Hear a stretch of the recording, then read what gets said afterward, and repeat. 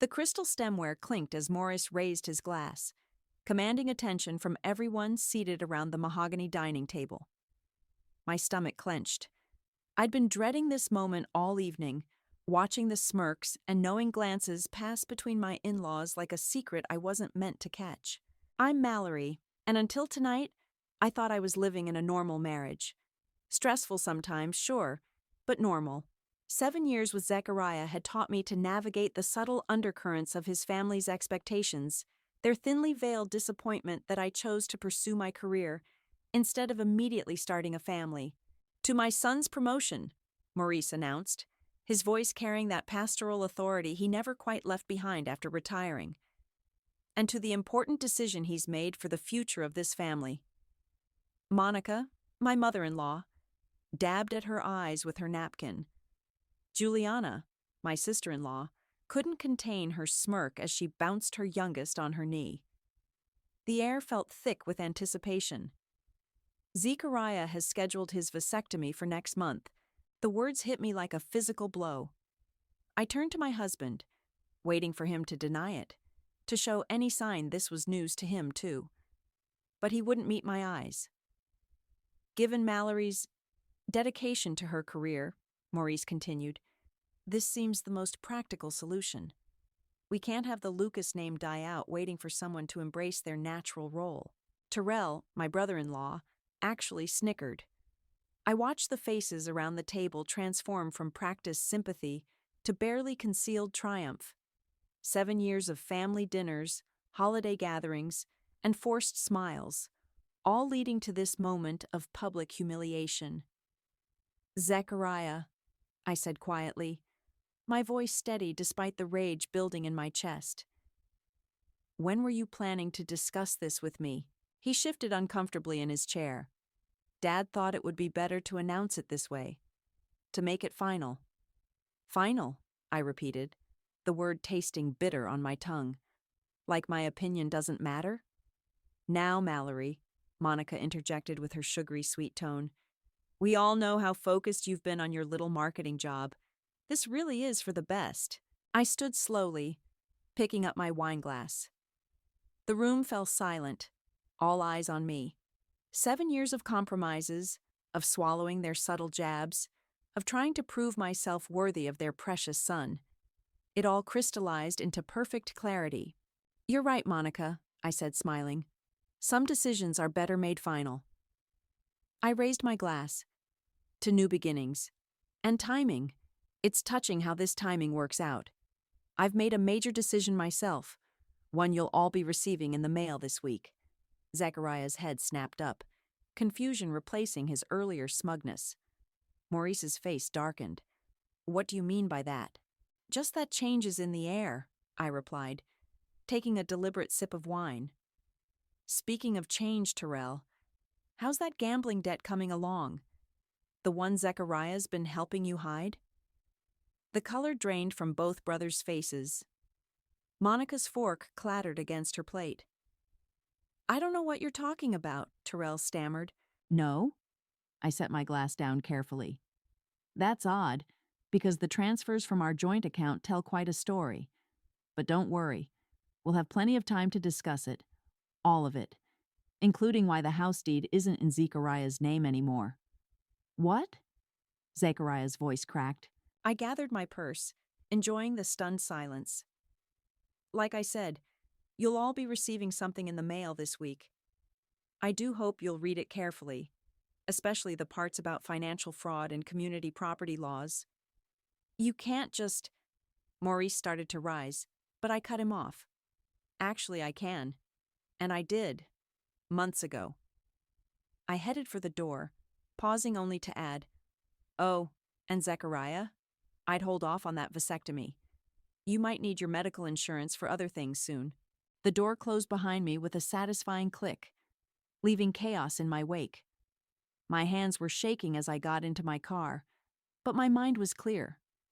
They thought they were ending something tonight. Instead, they'd just given me permission to burn it all down. 3 weeks before the dinner, I sat in Grace's law office, watching her review the documents spread across her desk. The late afternoon sun cast long shadows through the blinds, making the papers look like prison bars.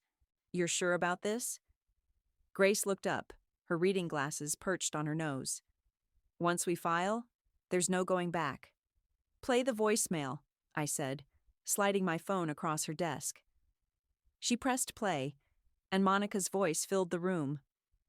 "Zechariah, honey, your father and I have been talking. That wife of yours, she's becoming a liability. No grandchildren, always at work. We need to take control of this situation before she gets any more ideas about independence."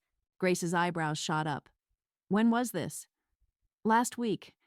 Zechariah left his phone unlocked while showering. There's more." I played another message, this time from Terrell. "Bro, you need to move that money soon. Dad's getting suspicious about the casino stuff." "Well," Grace said, removing her glasses, "that explains the unusual transfers from your joint account. Have you shown these to Caden?" "Yesterday. He's already helped me move my assets into the LLC. The house transfer went through last Friday." Grace leaned back, a small smile playing on her lips. "Do they know? That the house isn't in his name anymore?" I matched her smile. "They will. And the security cameras? Installed in every room except the bedrooms and bathrooms. Julio helped me set them up when Zechariah was on his business trip last month." Grace started organizing the papers into neat piles. "Smart. Any signs they suspect?" "They're too arrogant to suspect anything. Monica actually invited me to dinner next week to discuss the family's future. Can you believe that?"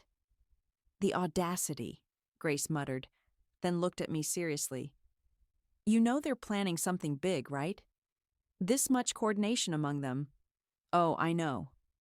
I pulled out my laptop and opened a folder. "Look what Louisa from HR sent me yesterday."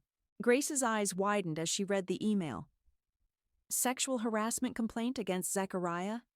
Filed 6 months ago? By an intern. The family's money made it disappear, but Louisa kept copies.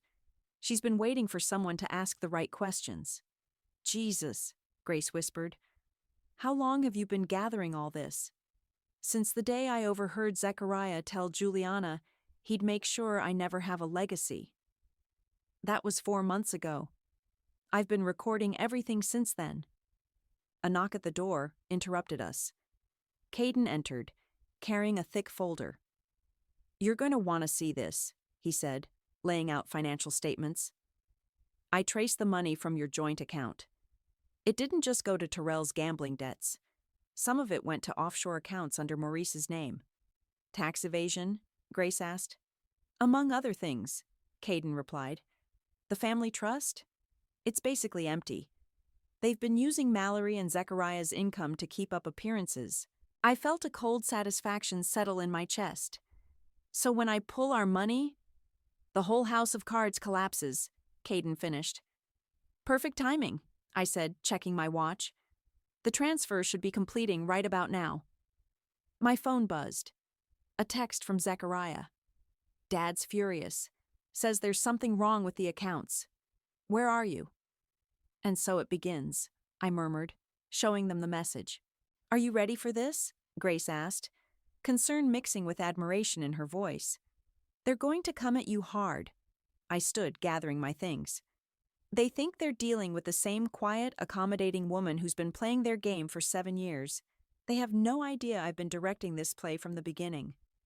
"What's your next move?" Caden asked. "I'm going to that family dinner," I said, heading for the door. "I'm going to sit there, smile, and watch them think they're destroying me. And then, Grace prompted. "And then I'm going to show them exactly what happens when you underestimate a woman who has nothing left to lose and everything to gain." As I walked out, I heard Grace say to Caden, "$20 says she burns their whole world down." Caden's response followed me down the hallway. "That's not a bet I'm willing to take." "Your skirts are getting shorter," Monica commented during last year's Easter brunch. "Trying to impress someone at work?" Her smile didn't reach her eyes as she adjusted my collar, uninvited. A boss, perhaps? I was sitting in Julio's office now, watching him review the security footage from my house. That Easter interaction played on the screen, along with dozens of other concerned family moments I'd captured. Girl, I knew your in-laws were toxic, but this is some next-level manipulation, Julio said, pausing the video. Look at your husband's face here. He's not even defending you. The footage showed Zechariah smirking behind his coffee cup as his mother continued her passive-aggressive assault on my appearance, my career, my choices. Play the one from last month's dinner, I said. Julio clicked to another file. The camera caught Zechariah in the study, phone to his ear. I don't care what it takes, my husband's voice crackled through the speaker. She's not getting anything. I'll make sure she never has a legacy. Who was he talking to? Julio asked. Juliana. His perfect little sister with her perfect little family. I couldn't keep the bitterness from my voice. The same sister who came crying to me 6 months ago about her husband's affairs, then denied everything when the family pressured her. Damn. Julio leaned back in his chair. And the promotion thing? I pulled up my email, showing him the thread from last December. Zechariah knew I was up for marketing director. He went to lunch with the CEO the day before the announcement. Suddenly, I was not quite ready for the role. But you got it anyway. 3 months later, no thanks to him. I smiled. Turns out the CEO's wife is on the board of the women's shelter where I volunteer. She had some interesting insights about Zechariah's lunch conversation. Julio whistled low. The sabotage is real. But why? You're literally the main breadwinner. That's exactly why. I stood pacing his office. Every promotion, every achievement, it chips away at their perfect family image. The successful wife, the struggling husband, it doesn't fit their narrative. Speaking of struggling, Julio pulled up another email. HR just forwarded me this.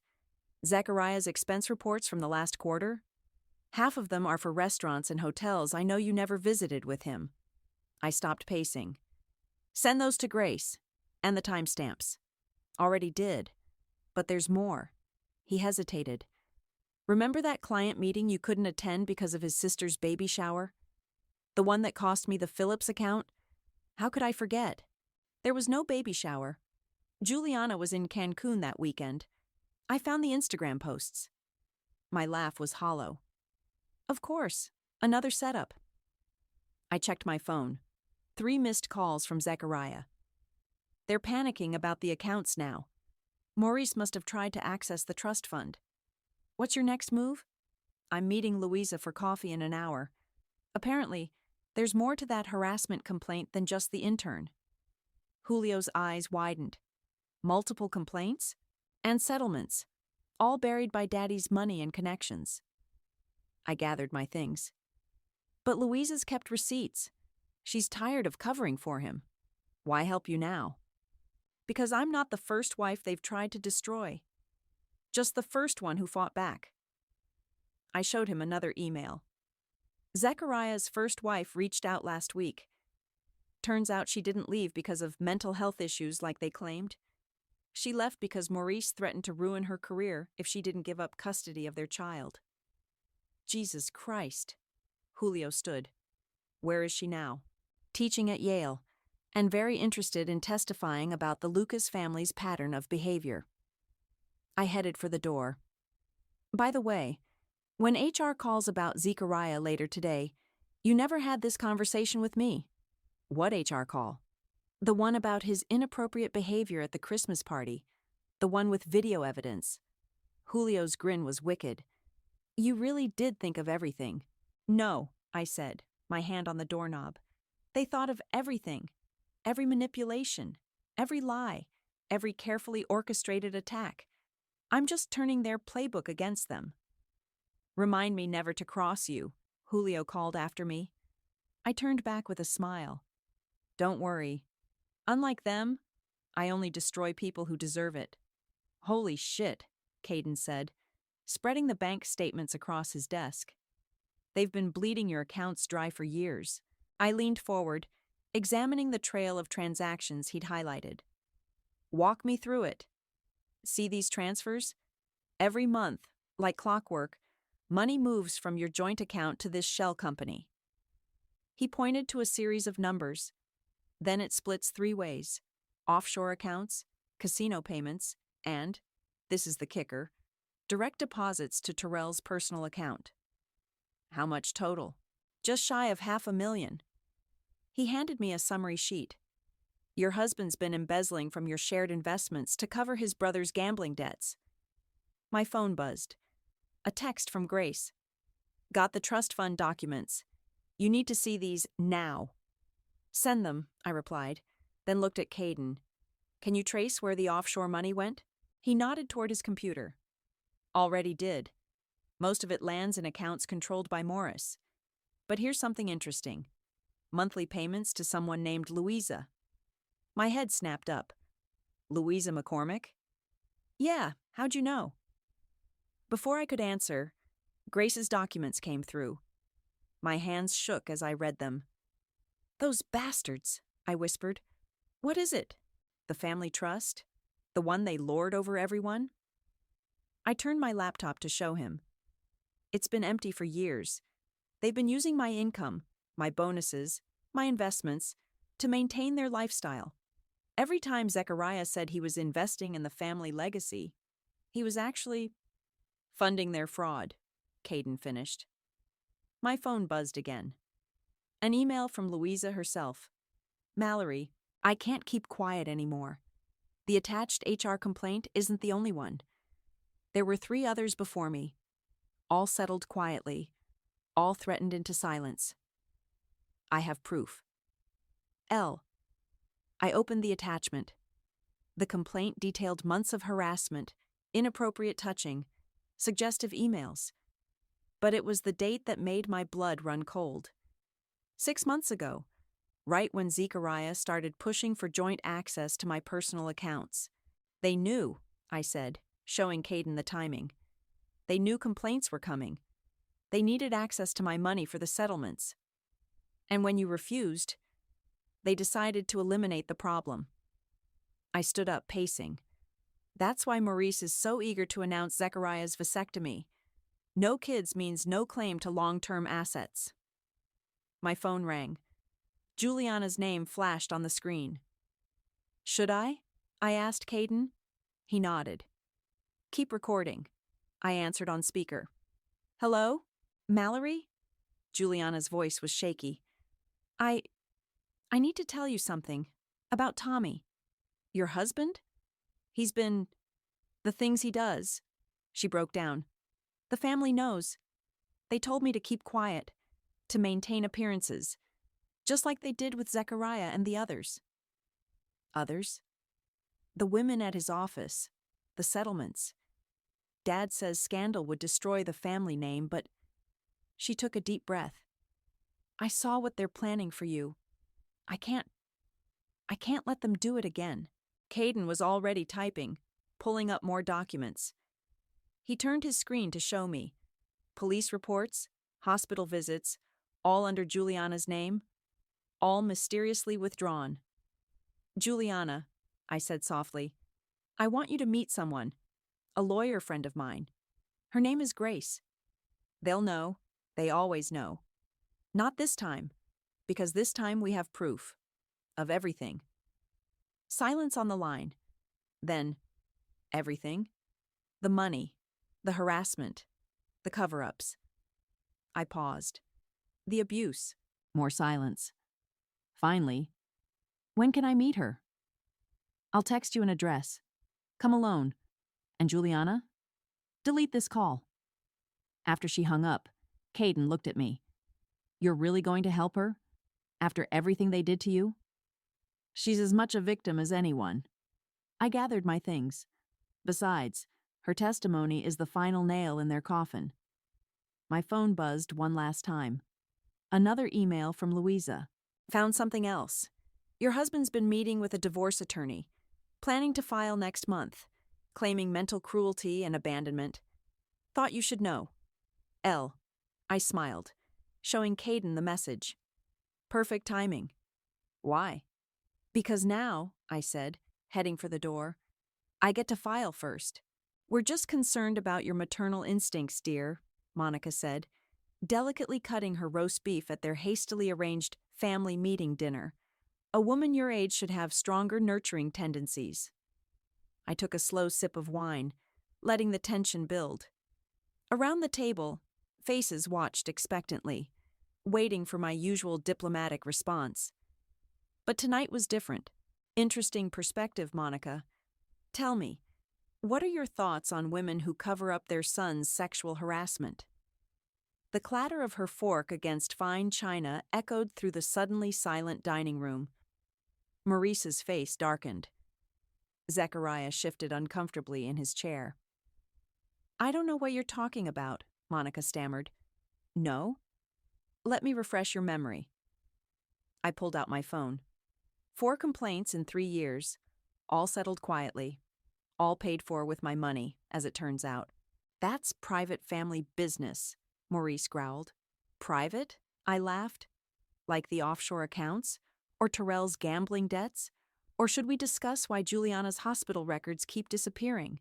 Juliana's head snapped up, her eyes wide with fear and hope. You're hysterical, Zechariah said, trying to maintain control. This is exactly why we're worried about your stability. Funny you should mention stability. I turned to face him. How's that divorce attorney working out for you? The one you met last Tuesday at the Marriott? The color drained from his face. How did you... The same way I know about the intern, the settlements, and the empty trust fund. I stood up, placing both hands on the table. I know everything. You're bluffing, Maurice said, but his voice wavered. Am I? I nodded toward the front door, where a courier had just rung the doorbell. That'll be for you, Monica. Court papers. You might want to read them carefully. Terrell jumped up to get the door. When he returned, Monica's hands shook as she opened the envelope.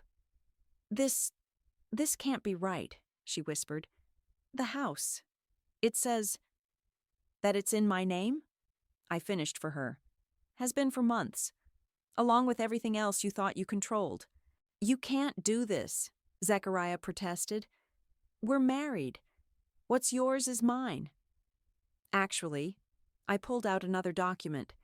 According to these bank records showing your systematic fraud and embezzlement, what's mine is very much mine. Your father's offshore accounts prove that quite clearly. Maurice stood up so fast his chair toppled backward. You vindictive little... Careful, I cut him off. The cameras are still rolling, have been for months. Would be a shame if assault charges got added to the fraud indictments. Cameras, Monica whispered, in every room, every conversation, every scheme you plotted. I turned to Juliana, including the ones about keeping certain wives quiet about certain abusive husbands. Juliana burst into tears, years of pent-up pain finally breaking free. I have a car waiting outside, I told her gently. Grace is ready to take your statement whenever you're ready. She's not going anywhere, Maurice bellowed. Actually, she is. I played an audio clip from my phone, Maurice's voice threatening Juliana about keeping quiet. Unless you'd like this played in court? Juliana stood on shaking legs. I'll testify, she said quietly, about everything. You'll destroy this family, Monica pleaded. No, Monica, you did that yourselves. I'm just documenting it. My phone buzzed. A text from Grace. Police are ready when you give the word. Now, I said, gathering my purse, you have 2 choices. Option 1. Zechariah signs the divorce papers tomorrow, agreeing to my terms. You all stay quiet, and these documents stay private. And option 2? Zechariah asked through gritted teeth. I send everything to the FBI's Financial Crimes Unit. They're quite interested in your father's creative accounting. You wouldn't dare, Maurice snarled. I headed for the door, Juliana following close behind. Try me. You have until noon tomorrow to decide. This isn't over, Zechariah called after me. I turned back one last time. You're right. It's not over. But for the first time, I'm the one writing the ending. As we walked out, I heard Monica's wail of despair mixing with Maurice's cursing. But all I could focus on was Juliana's whispered, "Thank you," as we stepped into the night air, finally free from the family's poisonous grip. "They're not going to sign," Grace said, checking her watch. "It's 11:45. We sat in her office, watching the minutes tick toward our deadline. Julio paced by the window while Caden organized the final set of documents we'd send to the FBI. My phone rang. Zechariah's number. "Speaker," Grace mouthed, hitting record on her desk device. "Hello, dear," I answered calmly. "This is insane," he spat. "You're destroying everything our family built." "Correction. Everything my money built. How's the trust fund looking today?" "You bitch." "Clock's ticking, Zechariah. 15 minutes until I press send." "Dad wants to talk to you," he growled. Maurice's voice filled the room. "Name your price." "I already did. The divorce papers are on Grace's desk." "Money," he pressed. "How much to make this go away?" I laughed. "You don't have any money, Maurice. That's the point. Everything you've been living on, it's mine, and I want it back. We can work something out. Like you worked things out with Zechariah's first wife?" I cut in. "By the way, she sends her regards. From her office at Yale, where she'll be testifying about how you threatened her into giving up custody." Silence on the line. 12 minutes, I reminded them. "You're making a mistake," Maurice tried again. "Think about your career. We know people—" "You mean like my CEO?" I smiled at Grace. "The one whose wife sits on the board of the women's shelter? She's fascinated by this case, by the way, especially the parts about financial abuse and systematic harassment." More silence. 10 minutes, Grace called out loud enough for them to hear. "Wait," Zechariah's voice came back. "What exactly do you want?" "The papers in front of you spell it out. You sign, admitting to fraud. You walk away claiming nothing. The house, the accounts, the investments, all revert to me. You never contact me again. And the FBI? Stays out of it, unless you refuse." "What about Juliana?" Maurice demanded. "Non-negotiable. She's already given her statement. Tommy's being arrested as we speak. A crash on their end. Something being thrown." 5 minutes, Caden announced. "You can't—" Maurice started. 4 minutes, Julio chimed in. "The papers are signed," Zechariah said quickly. "We're sending them now." Grace's email pinged. She checked the documents. "They're legit. All signed." "Smart choice," I said into the phone. "Now, about Terrell's gambling debts."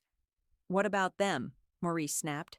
"The casino's very interested in where that money came from. Fraud department's already investigating." "You promised," Zechariah began. "I promised not to send evidence to the FBI if you signed. The casino's different. They make their own choices." My phone buzzed with another call. "Oh, that's my boss. Probably about that complaint you tried to file against me this morning, Zechariah. How's your job going, by the way?" Silence. "That's what I thought. HR takes harassment pretty seriously these days, especially with video evidence. You've thought of everything, haven't you?" Zechariah's voice was defeated. "No, you did. Every scheme, every plan, every manipulation, you taught me well. I just learned to play the game better." "This isn't over," Maurice threatened. "Actually, it is. Check your email." I nodded to Caden, who pressed send on a pre-prepared email blast. "What you're receiving now is every piece of evidence I have, copied to every family member, business associate, and church elder in your circle. Just insurance." "You wouldn't," Maurice choked. "I would. I did. Consider it my parting gift. A reminder that consequences exist, even for people like you." "People like us, you mean," Zechariah said bitterly. "You're no better. The difference is, I never pretended to be. Goodbye, Zechariah. Give your mother my best." I hung up as Grace's printer whirred to life, spitting out confirmation of the filed divorce papers. "Done," she said, stamping them. "Not quite," I replied, checking my phone. "Julio?" He grinned. "Already trending. Anonymous source just leaked quite a story to the local news about a prominent family's financial scandal. Now we're done, I said, standing up. Anyone for champagne? Just one final dinner, Monica had begged over the phone. For appearance's sake. So here I was, walking into their house one last time, wearing a crisp white dress that felt more like armor. Louisa, Zechariah's former HR director, walked beside me as my witness. The family's faces were drawn, defeated, a far cry from their usual superior smirks. You didn't have to bring company, Maurice said through gritted teeth, eyeing Louisa. Oh, but I did, I smiled, taking my old seat at the table. Louisa has such interesting stories about workplace conduct. Zechariah wouldn't meet either of our eyes. He looked smaller somehow, his expensive suit hanging loose on his frame. The news coverage had hit him hard. His company had placed him on indefinite leave pending investigation. Shall we pray? Maurice asked, reaching for hands that didn't extend. Actually, I said, pulling out my phone, I thought we'd start with a toast. And maybe a story. Mallory, Monica warned. Please don't. It's a story about a family, I continued, setting my phone to record. A family so obsessed with appearance that they buried abuse, fraud, and harassment under layers of respectability. A family that used religion and tradition to justify destroying women who dared to succeed. That's enough, Maurice stood up. Sit down, I said quietly, or the next story I tell will be to the grand jury. He sat. Where was I? Oh yes, this family had a problem. You see, one of their victims refused to break. Instead, she gathered evidence. Years of bank statements, hours of recorded conversations, dozens of witnesses ready to testify. We signed your papers, Zechariah interrupted. What more do you want? Accountability. I turned to Monica. Tell me, how does it feel knowing your son sexually harassed multiple women? That you helped cover it up? I was protecting our family, she whispered. And you? I looked at Maurice. How's the offshore account looking? The FBI might not have my evidence, but the IRS is very interested in those transfers. You promised, he started. I promised not to send my evidence. I never promised to stop others from finding their own. I smiled. Amazing what people discover once they start looking. Terrell burst through the front door, face flushed. The casino's pressing charges, he announced. They're saying it's criminal fraud. Sit down, Terrell. I patted the chair next to me. You're just in time for the best part. Which is what? Maurice demanded. The part where I tell you I'm putting the house up for sale. All the houses, actually. Including the vacation property in Aspen that you thought I didn't know about. Monica gasped. But where will we live? Work? Hide? I shrugged. Not my problem. Though I hear the apartment complex across town has reasonable rates. If they accept tenants with criminal records, you can't just... Maurice lunged forward, trying to knock the phone from my hand. Try that again, I said calmly.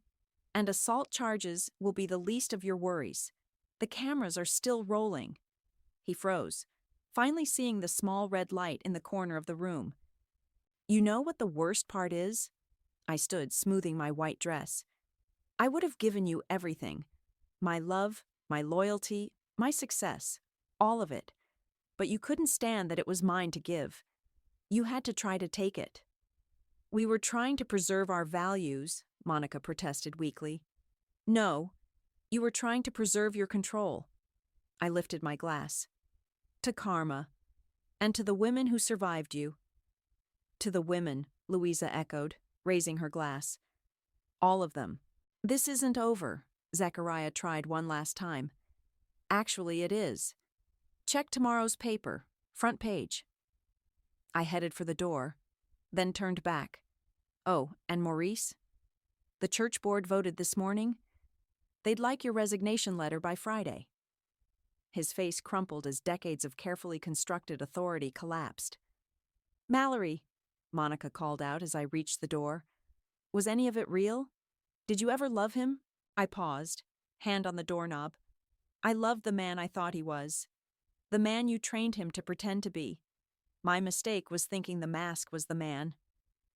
The door closed behind me with a final click, leaving them to their empty house and emptier legacy.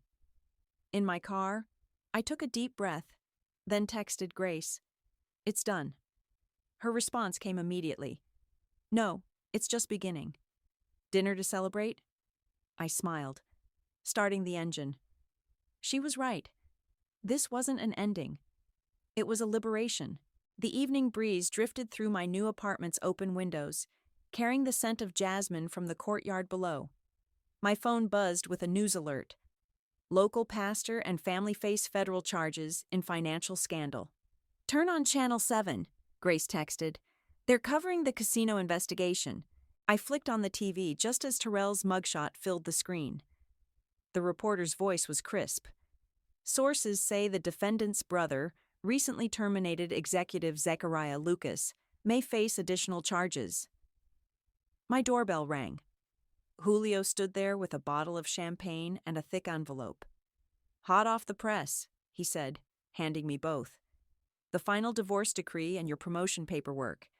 The board voted unanimously. Global Marketing Director," I read aloud, running my fingers over the embossed letterhead. "And guess who's moving into your old office?" He grinned. "Louisa. HR promoted her after she exposed the harassment cover-ups." The doorbell rang again. This time it was Juliana, looking younger somehow, unburdened. "I signed the lease," she announced, stepping inside. "The apartment downstairs. Tommy's plea deal required him to pay for it." "How are you holding up?" I asked, pouring champagne for everyone. "Better. The therapy helps. And," she smiled slightly, "it's quiet now. No more family telling me to be silent, to be perfect." Speaking of family, Julio pulled out his phone. Monica was just spotted moving her things into that complex by the highway, the one with the weekly rates. "Maurice?" I asked, still trying to negotiate with the IRS. But apparently, they're not as easily manipulated as his congregation was. My phone lit up with a text from Caden. "Trust fund audit complete. They're going after everyone who benefited from the fraud, even distant relatives." "Good," Juliana said firmly. "Let them all face what they enabled." Grace arrived last, carrying takeout and a satisfied smile. "Just filed the last paperwork. The house sales are final. All of them." "To new beginnings?" Julio raised his glass. "To consequences," Juliana countered. "To both," I said, clinking glasses with them. "And to chosen family." We settled into my new furniture, the city lights twinkling beyond the windows. No heavy antiques, no formal dining room, no weight of expectations pressing down, just space to breathe. "Have you heard from him?" Grace asked quietly. "Zechariah?" I shook my head. "His lawyer says he's accepting a plea deal. Apparently federal prosecutors aren't impressed by family name or church connections." "You know what's funny?" Juliana set down her glass. "They always said we needed them. The family, the name, the connections. But look at us now." Speaking of looking at us, Julio pulled up a social media post. "Your story's trending again." Women are sharing their own experiences with family financial abuse. "That's why I didn't sign the NDA they offered," I said. "Stories like this need to be told." My phone buzzed one last time. A message from an unknown number. "You destroyed everything. Z." I showed it to Grace, who laughed. "Want me to respond?" "No need." I blocked the number. He never understood. They didn't lose everything because of me. They lost it because of who they chose to be. "To who they chose to be," Juliana echoed, "and who we chose to become." The jasmine scent grew stronger as night fell, mixing with laughter and conversation. No prayers before dinner, no formal seating, no subtle daggers wrapped in polite words. Just honest people sharing honest moments. "You know what I don't miss?" I said, curling up in my favorite new chair. "The silence. The way we all pretended not to see what was happening." "Well?" Grace raised her glass one final time. Here's to making noise. To making noise. We all echoed. Later, after everyone left, I stood at my window watching the city pulse with life. My phone showed another news alert. Local women's shelter receives anonymous donation. Former Lucas family properties to become transition housing. I smiled, closing the windows against the night air. The quiet wasn't oppressive anymore. It was mine. And tomorrow? Tomorrow would bring whatever I chose to make of it. No more masks, no more pretense, just truth, consequences, and the sweet sound of justice served.